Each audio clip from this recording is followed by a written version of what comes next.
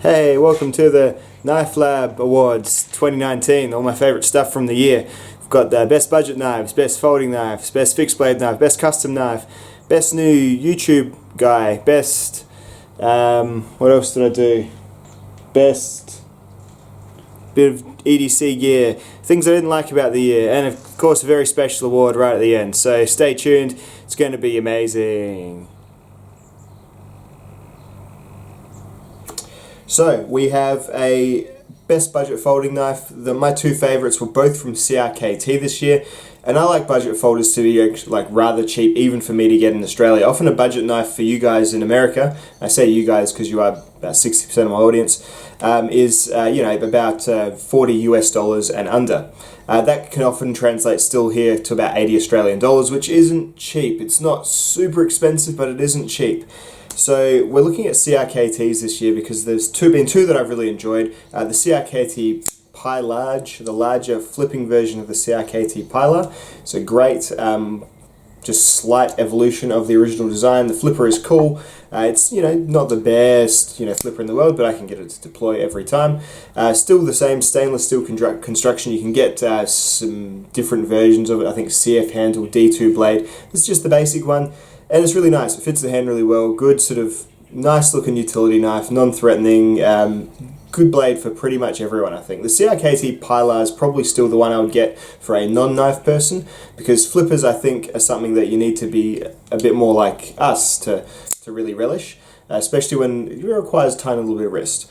But the Pi Large was a great first entry, but my actual favourite budget knife of the year was the CRKT LCK, the collaboration with Ruger. That was an excellent knife. I've passed it on. I gave it to a friend at work who I'm too much of a snob to generally carry a lot of these blades or make them part of my permanent collection. But the LCK was an excellent knife, or it is an excellent knife. Really slim, great action, really cool kind of Wharncliffe-y blade on it. Nice and thin, fits in like a pen pocket really well. Excellent knife, the LCK. That was my favourite budget folding knife of the year. So good job, CRKT. Two really good results. They've sort of quietened down in the last little bit. They were both very early knives. I think the LCK might have come out in America in like December 2018, but it was my first review of the year, I think, so back on the 3rd of January, so I'm going to include it, and it was my favourite. Favourite production folding knives, or just folding knives, I don't do custom folding knives. Favourite folding knives were the runner-up, the newest of all new stuff this year, this is what we're talking about, is the Spyderco Native Chief. Really, really good, solid Spyderco knife, almost impossible to really dislike, I think. The only problem is about it is oh so very neutral. It's just a Spyderco to its core. It's big leaf blade. It's got the native sort of architecture of having no hump, which a lot of people do enjoy, as well as sort of like a smooth sort of oval general shape. Really, really cool. 4-way pocket clip, S30V steel. It's just a really solid blade, and it carries well, it uses well. If you don't want to go the crazy K390 Spyderco Police, then this is a really good option for a large Spyderco, for sure, and just a really good overall general use pocket knife. The backlock keeps it probably relatively accessible to most people. This could be a great single knife if you just wanted to have a single pocket knife. Good sort of like American lawman sort of territory of knife is trodden with the Spyderco Native Chief. Some folks say that the name's a bit problematic, but to them I say that policing language use on the internet does not make you an activist, so maybe spend your time in another way. I'm sure no offense was intended.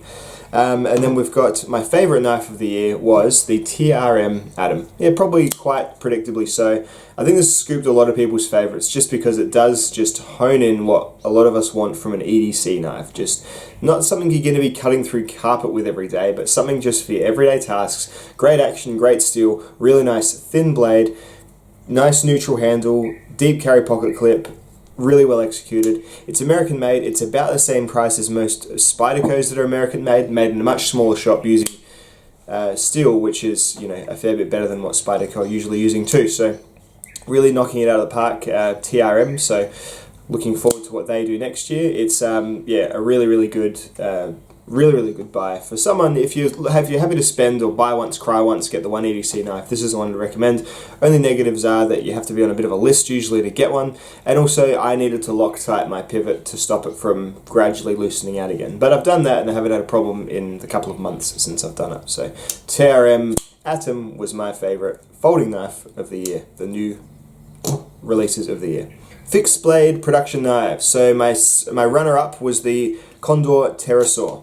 So this does everything the Mora Garberg does for about half or even a third of the price here in Australia.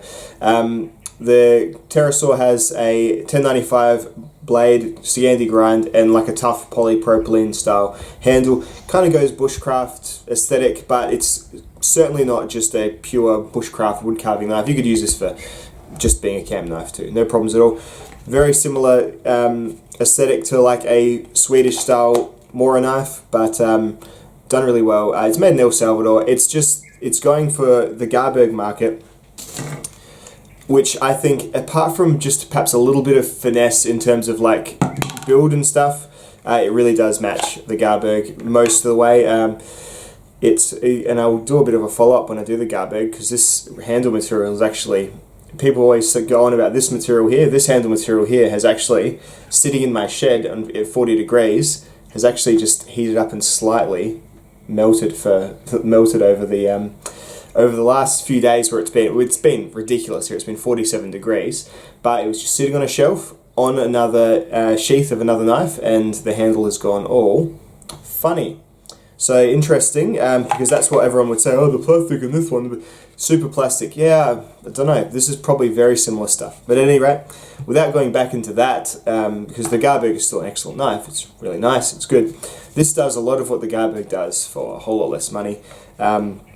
And I really enjoyed playing with it. And the thing is, it's not a rip-off of the Garberg. This has been a design for a long, long time. It just used to have a wooden handle. The same pattern and everything was made by Joe, and I think a fella from Battle Horse Knives ages ago. So there's that as well. So I really like the Pterosaur. It's a good sort of version of a Swedish knife for a great price. My favourite new fixed blade of the year was the Spyderco Waterway. So the Spyderco Waterway was designed by Lance Clinton, who was a kayak fisherman. He designed it to be a great kayak fishing knife, waterproof basically, with LC200N steel and really good rough grippy G10 handles. It became easily my favourite general use kind of camp knife. You could probably push it up into the harder stuff if you wished, but overall, I just like small knives that are just good for wearing on the hip, and that is an excellent one. Mine is not here at the moment. I had a friend who was going on a full drive trip to the top end of Australia for months, so he asked me, oh, what's a knife that I could buy? And I said, well, I've got a knife that you can just use, so here you go.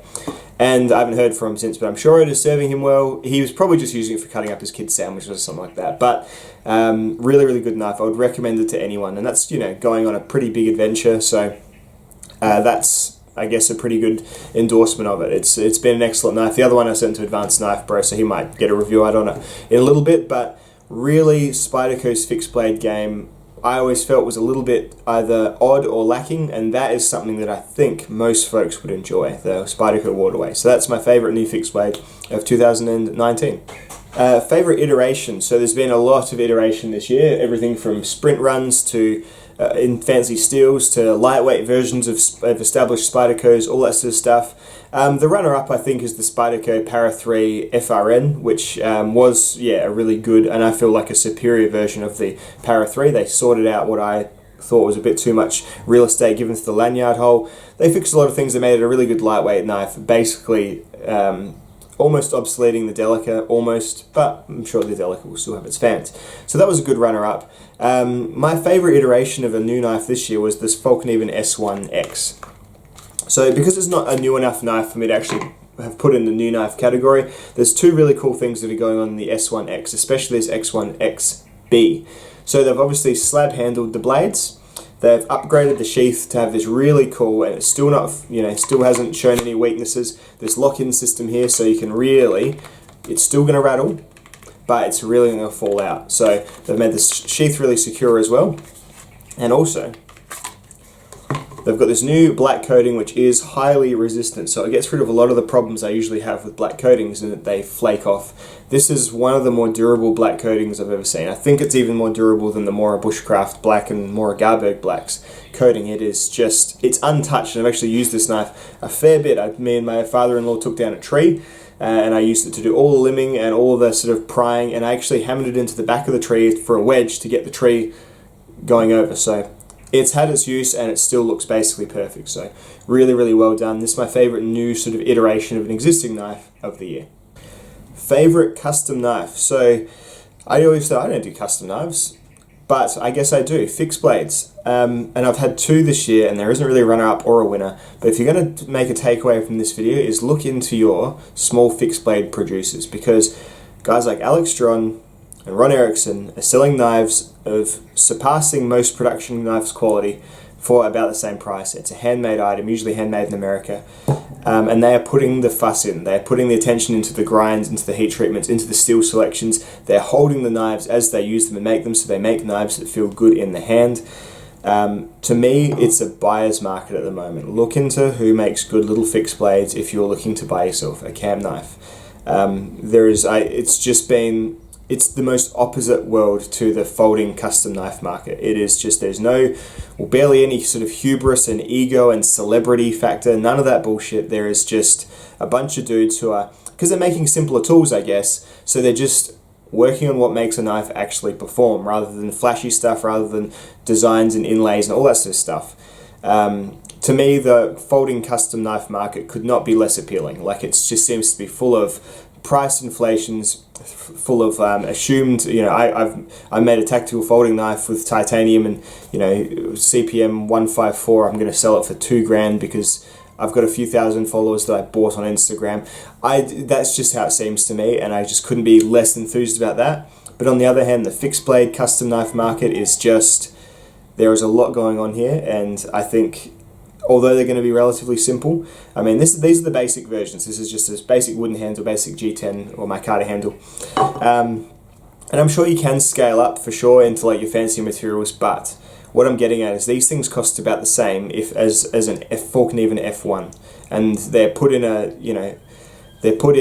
like a custom heat treating process. They're ground with care and love. Like, not the fork and evens aren't, but you just get that single person's attention on one knife, and it really shows when you go through doing a cut test, when you just have it in hand for a long time. So I'd really suggest you can make one takeaway from this video: fixed blade knives, look custom first. Hit the forums, ask who's had something good. Unfortunately, I don't know everyone. Like, I know a couple, but that's it. I mean, I'd always recommend Alex and Rob, and Gary Creeley as well. Great little knives. Shannon Steel Labs, but there's so many more, and there's so many guys who they're under 100,000. No, sorry, they're under probably 1,000 followers on Instagram, and sorry, it's very hot. It's like a 47-degree day. They're under 1,000 likes or 1,000 followers on Instagram sometimes, and it's there for the taking, guys. So have a look into that, and I'll thank you for coming to my TED Talk. Best general gear item is the NYX Minimalist Wallet. This has been my wallet for most of the year now. Got onto it from Tony from Everyday Commentary. Just a great, simple nylon wallet with an elastic band. Best thing about a wallet is when you're getting jostled through a checkout by, like, you've got a whole bunch of people behind you and they don't have enough staff on, you just want to get everything back in and go. You can just shove your card back in here and sort it out later. There's no extra flaps or anything like that, and even if it is elastic closed, you can just shove your card in there and you're gone. Really well made, no signs of wastage or anything like that. It's not wearing away, eroding, all that good stuff. Could use a wash maybe, but it's excellent. The NYX Minimalist Wallet from Tom Bin, so B-I-H-N. That's my favorite general gear item of the year. Haven't been that much into like torches and things or flashlights or whatever this year. That's been my favorite thing. Best new YouTuber is Will EDC. I've really enjoyed his videos. I've been watching the last few weeks, and a couple weeks anyway. It takes a lot for me to stop and watch a knife video lately. I'm a bit overdosed on knives, to be honest. I think the whole community is overdosed on knives, to be honest, at the moment. But you got to do something new and unique on your channel, and that's what gets my attention anyway. So he's got really punchy, good editing, succinct videos generally, really well done. Will EDC is the channel I would point you all towards if you're after something new and something slightly different to watch. Reminds me of last year, I think I recommended Everyday City Carry, he just does cool edits, and Jack Farmboy's the same, cool edits. This guy does, yeah, shorter, punchier videos, really well, crisp, well done, crisp interfaces. Really recommend Will EDC. So link down below, go and check him out, give him a sub, and that'd be great. So things I've been stoked on this year, well, I'll start off with, in terms of company-wise, I made a complete misfire at the start of the year when I said that Leatherman were going to have the best year. I think I called it on the Blade Show video. I was like, Leatherman's going to win Blade Show. But no, it was those new multi-tools. I think most people, after that initial wave of the reviewers who got them sent to them, you know, and I can just imagine how those conversations went, hey, it's Leatherman here. Will you do a review for us? We're looking for some people to review our new Leathermans. Oh yeah, I'd like a free Leatherman. Yeah, I'm sure I could do they look great. I'm sure I will be able to do an amazing review on it. Great, that sounds good. So everything's going to be great then? Yeah, great. Like, I think that's how a lot of those kind of go. But once those were out of the way, I think once we actually started using them, everyone was like, this is nowhere near as good as, say, a Charge. And it is nowhere near as cheap as, say, a Sidekick or a Wingman. The tools inside feel a bit like the same quality as the Sidekick or the Wingman. The pliers were fine, but they hurt your hands. They hurt my hands when I squeezed them, well, more so than the Wave or the Charge anyway. So apart from having the cool new magnetic mechanism, they seem like an awkward halfway point between the two that I don't think anyone had really asked for. Let alone the new T series of knives and sort of mini stick tools. Just didn't do anything for me. So Leatherman were a bit of a bummer for me this year. Another thing I'm not stoked on is Spyderco, probably my favourite knife brand, but I can see that they are going to try and creep into being premium knives or like luxury products. I think they're trying to go into that market, and I just don't think that they are there. I just don't think that Spyderco are they're not a wee knife, and I don't think they need to be, and I think they can be just as good and just as well loved without needing to swing in those fields.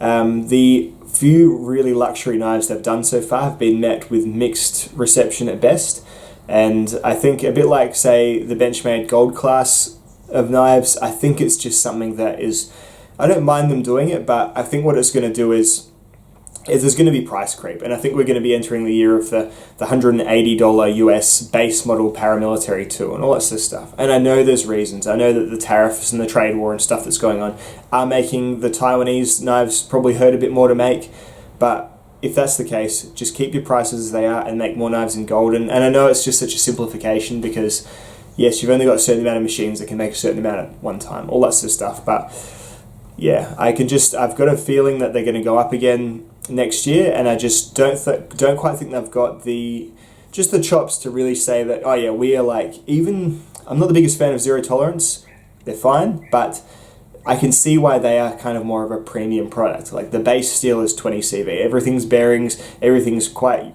intricately machined titanium. Whereas Spyderco is still doing a lot of knives like this, and this I think is about $170 now, and it's just quite simple, and it's made in America, and it's, as I said, there are factors, but I kind of think that they should probably just stay at the price point they're at. I think that would be best for them. I personally will only spend a certain amount of money each year on knives. All that means is that I will get less knives for that money. So that probably equates to less sales for the same amount of money, which I guess they might not mind that much. And I mean, they've got their sprint run gangs that are just lapping up every sprint run.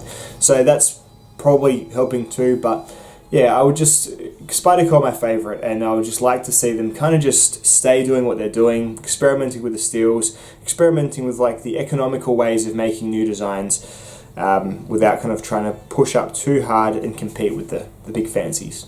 That's all. Another really average thing this year was that I had to start giving the dogs ear medicine because they got ear infections. So they don't love that. Cedric, ear medicine. Come on.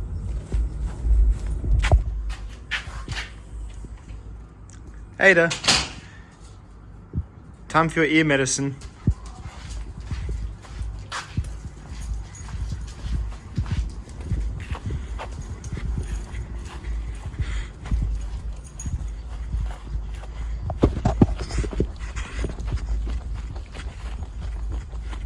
Ear medicine.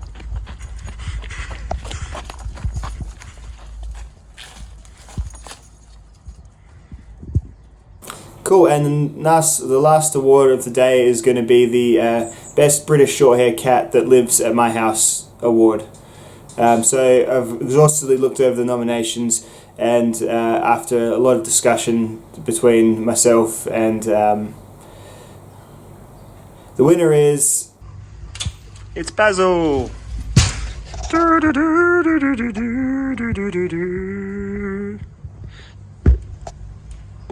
Mr. Kitty. That's it, everyone. Thanks for watching. We're going to have a great 2020. I'm just going to be buying my own knives and reviewing them next year. Probably won't be doing nearly any loaners. Just been rethinking about how I like to do the channel. Don't want another period of unhappiness like I had towards the end of this year. So I think that's the best way to keep on my stride, is by doing that. So stay tuned. I've got a cool little bushcraft knife showdown coming up soon. I got myself a Lion Steel B40, a Benchmade 200 Puko, and we'll be testing against things like the Mora Garberg, the Falcon even, F1 Pro and all that jazz, Condor Pterosaur, who knows. And then I've got the Knife Lab's going to really go into overdrive soon. I've got a 12 mule knives in new steels that weren't in the last mule test. Going to do one video, just, you know, it's going to be like an epic video. It's probably going to be the best video I've ever made, just to, like, you know, just treat it all humble like. So there we go. That's going to be awesome too. So that'll come up as soon as I can get it done. And then I do hope to get a Dickhead Survival done in the new year as well. But I say that every year, so it's becoming a bit of a running joke.